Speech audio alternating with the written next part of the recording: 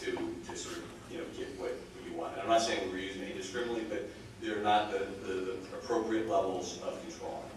What was happening is the use of that firepower was becoming tremendously damaging to our operations in terms of us alienating huge swaths of Afghans because we had gotten used to using this as a substitute for troops. So as we started to increase the troop numbers, we started to increase the restrictions that were put upon them. Now, I think it's very important to note that no soldier or sailor or airman or Marine is ever denied the right of self-defense. That is absolutely always, and then it becomes a question of what is the correct proportional response. If you take a fire from the village, it is not ethical or proportionate to level it. Okay, I mean, you can't.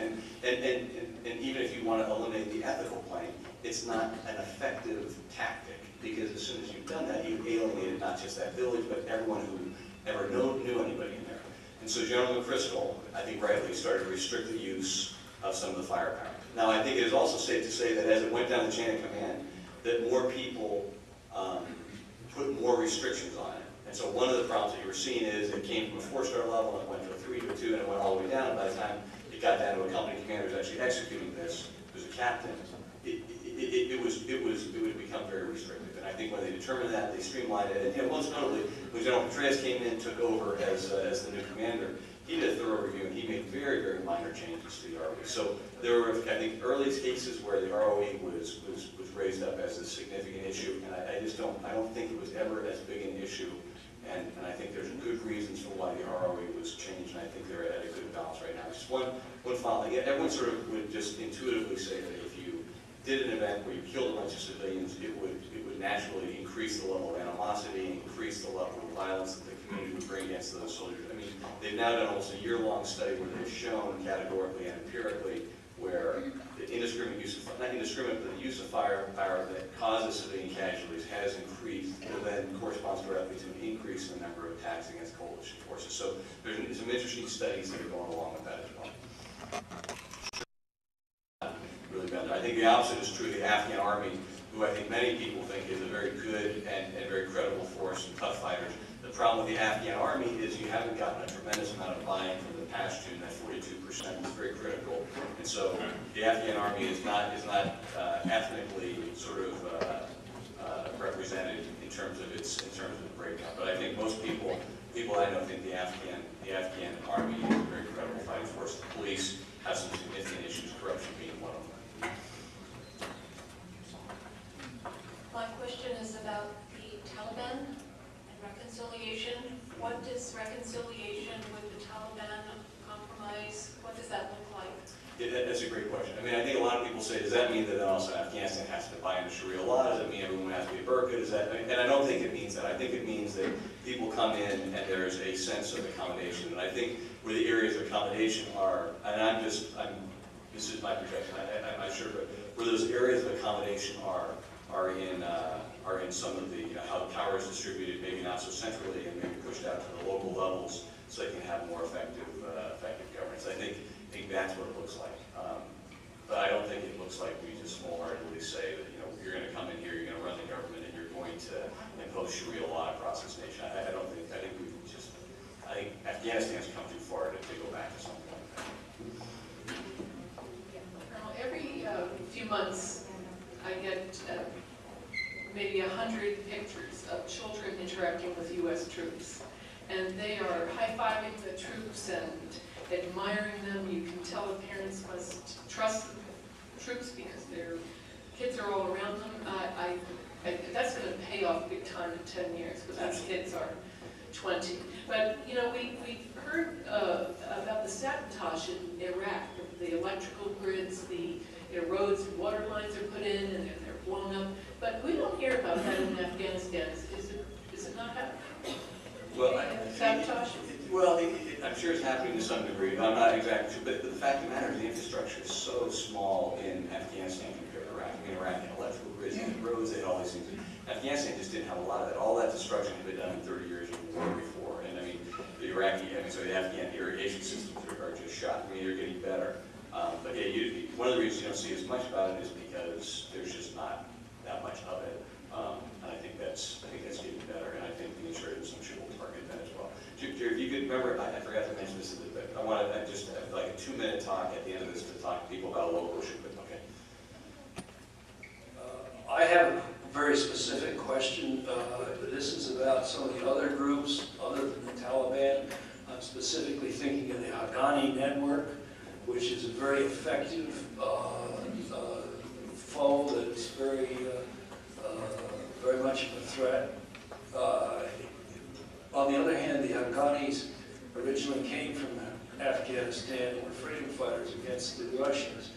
Is there any chance of turning the Afghani network or any other similar splinter group, as well as the Taliban? Do you think they could be turned, they could be brought over in some way?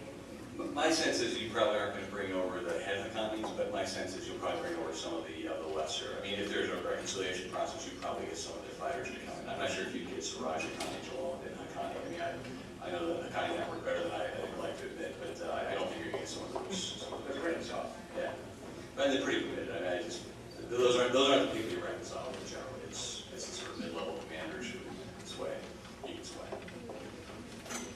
Sure. I've got a couple of real quick questions. I'm really glad to hear about the increase in education. Can you speak about what percentage of those being educated now are girls and young women? And I can't give you any good numbers, but I can tell you it's significantly higher than it was in 2001 when it was being run by the Taliban. I mean, it's through the roof. It's through the roof in terms of the number of women who had the educational opportunities. It really is completely different.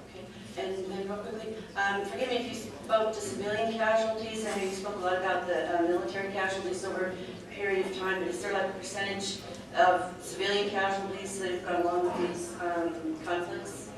Oh, absolutely. I mean, in both Iraq and Afghanistan, there have been a fair number of civilian casualties. I mean, it's when there's a war raging and there's a population around it, unfortunately, it just happens. But I mean, I'm not trying to be cavalier about it. It's an absolute tragedy in both of those places, but it certainly happens.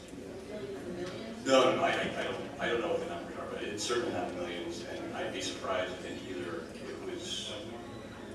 I'm almost loath to guess, but I don't think you're even coming close to 100,000. There are some, and I could be wrong on that, so I'm not exactly sure what the civilian count is, but that's it. Sure. Two quick questions. Sure. One is, does the U.S. expect to achieve democracy of any form in Iran or in Iraq or Afghanistan? Well, great question. I mean, I think the United States already has achieved democracy to a degree in Iraq, and I think that's some form of representative government. Is it going to be a Western Jeffersonian sort of democracy?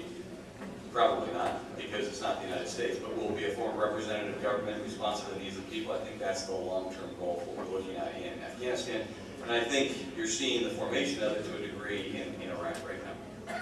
So can Islam be compatible with democracy at all? Well, I think you need to look at those countries that have already proven that they are.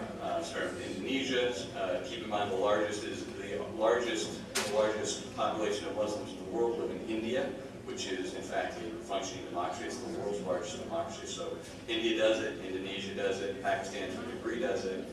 It's not, in my opinion, this is not at all incompatible. Thank you very much. Let me just make one final point. So a lot of people will ask me, what can I do to help out soldiers, sailors, and stuff that's going on? And I'd like to highlight a need that I don't think is highlighted enough.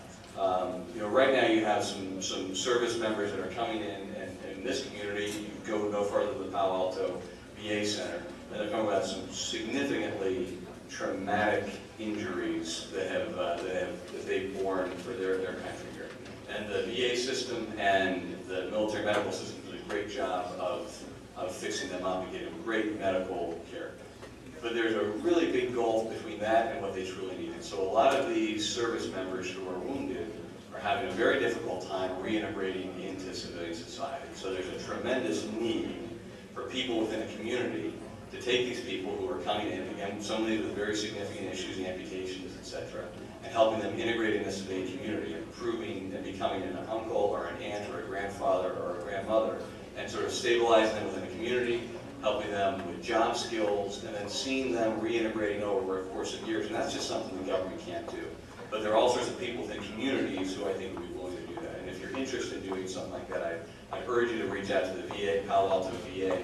They've got a program to allow you to help people out. But a lot of people want to help out their service members, and the boxes we get when we're overseas are always appreciated.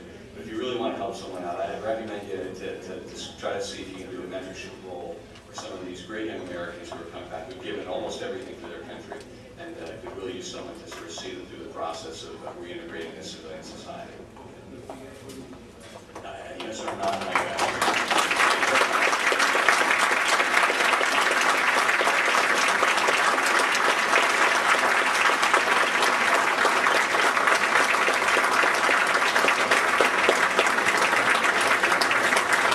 Thanks very much.